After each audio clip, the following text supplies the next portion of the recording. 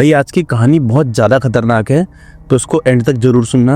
और हाँ, अगर आप भी इस चैनल पर नए हो और आपको भी हॉरर और मिस्टीरियस वीडियोस पसंद है तो इस वीडियो को लाइक करके चैनल को जल्दी से सब्सक्राइब कर लो। अगर आज मैं आपको ये कहानी सुना रहा हूँ तो इसका मतलब ये नहीं है कि मुझे डर नहीं लगता, बल्कि इसलिए क्योंकि आज जो रोहित के साथ हुआ वो कल को किसी और के साथ भी हो सकता है। रोहित गाजियाबाद की एक पुरानी बिल्डिंग के 3rd फ्लोर पर रहता था।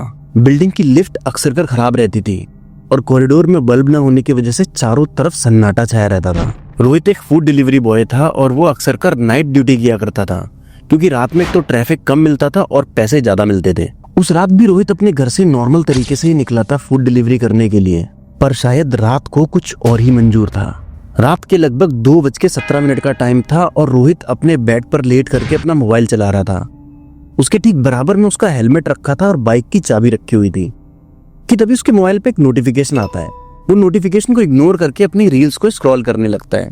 थोड़ी देर में फिर वही नोटिफिकेशन आता है और रोहित इस बार भी उस नोटिफिकेशन को इग्नोर कर देता है और अपनी रील देखने में मस्त हो जाता है। तीसरी बार में जैसे ही नोटिफिकेशन आता है रोहित उस पर क्लिक कर देता है और उस पर लिखा हुआ था last delivery, do not cancel the order. पहले तो रोहित के मन में आता है कि वो इस ऑर्डर को कैंसिल कर दे, फिर तभी उसकी नजर जाती है अमाउंट पर, जो कि था 850 रुपए, मात्र 4 किलोमीटर दूर की डिलीवरी के लिए। तो रोहित अपना मन बदल लेता है और वो अपना हेलमेट उठाता है और ऑर्डर को एक्सेप्ट कर लेता है।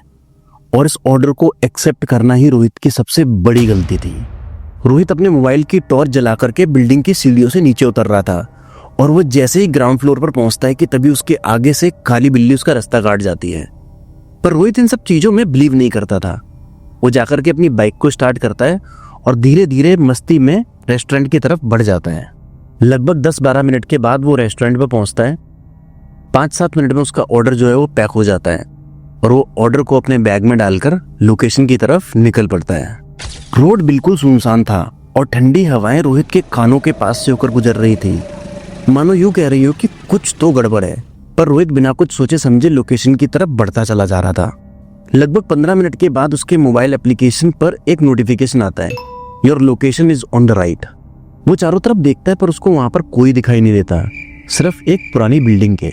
आसपास का माहौल थोड़ा सा अजीब था। हवा में एक अलग सी नमी थी और एक अजीब सी गंध थी जो रोहित को थोड़ा सा परेशान कर रही थी। रोहित ने अपना मोबाइल बाइक के मोबाइल होल्डर से निकाला और वो जैसे ही कस्टमर को कॉल करने वाला था कि तभी एक आवाज आई, मैं यहाँ हूँ। रोहित ने पीछे मुड़कर देखा, वहां एक लड़की खड़ी थी, उम्र लगभग 20-21 साल के आसपास, सफेद कुर्ती, बाल खुले हुए और चेहरा थोड़ा सा थका हुआ लग रहा था।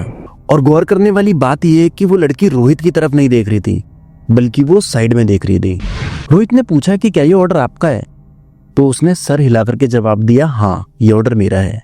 रोहित बाइक से उतरा, उसने बैग में से वो पार्सल निकाला और जाकर के लड़की के हाथ में वो पार्सल पकड़ा दिया। पर उस लड़की ने पैसे नहीं दिए और वो धीरे से बोली कि अंदर आ जाओ, थोड़ा पानी पी लेना और मैं वहीं आपको पैसे दे दूंगी।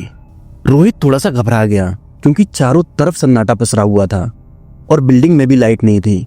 और बिल्डिंग, जैसा कि मैंने आपको बताया कि बिल्डिंग देखने में भी थोड़ी पुरानी थी। तो रोहित ने लड़की से कहा कि आप जाकर के पैसे ले आओ, तब तक मैं बाइक पर ही बैठा हूं। और जैसे ही रोहित बाइक पर बैठा कि तभी लड़की उसकी तरफ बढ़ती है और उसका हाथ पकड़ लेती है। और जैसे ही लड़की को उसने अपनी तरफ बढ़ते हुए देखा, उसके पैरों तले जमीन खिसक गई, क्योंकि उस लड़की के पैर हवा में तैर रहे थे। और उस लड़की ने रोहित से एक ही बात बोली कि 2:17 का ऑर्डर कोई आम ऑर्डर नहीं होता।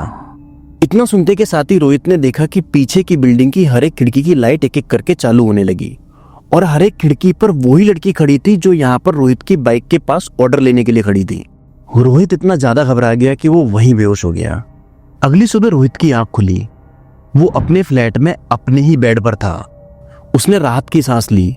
उसे लगा कि शायद ये कोई बहुत ज्यादा बुरा सपना था कि तभी उसकी नजर साइड में रखे मोबाइल फोन पर पड़ी, जिसकी स्क्रीन ऑन थी और उस पर 17 मिस कॉल्स थी।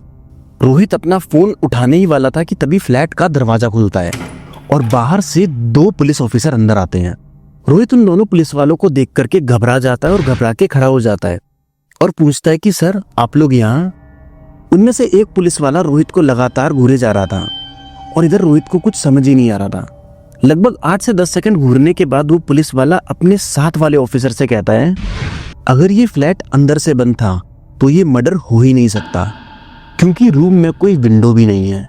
ये सुनते के साथ ही रोहित का दिमाग चकरा गया और वो जैसे ही धीरे से पीछे घूमा, उसके पैरों तले जमीन खिसक गई, क्योंकि बेड पर उसकी अपनी लाश पड़ी हुई थी और मोबाइल पर एक नोटिफिकेशन था जिसमें लिखा हुआ था, order has successfully been delivered.